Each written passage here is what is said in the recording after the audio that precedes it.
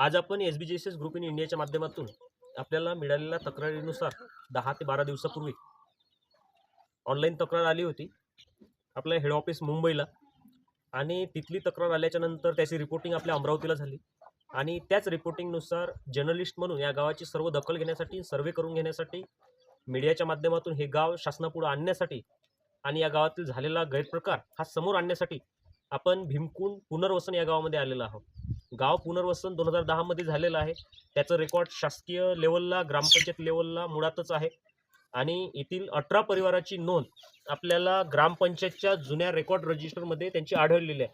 परंतु काही चुकीच्या पद्धतीने चुकीचं मार्गदर्शन या लोकांना होत होतं. घरटॅक्स पावती नमुना 8 मिळत नव्हती.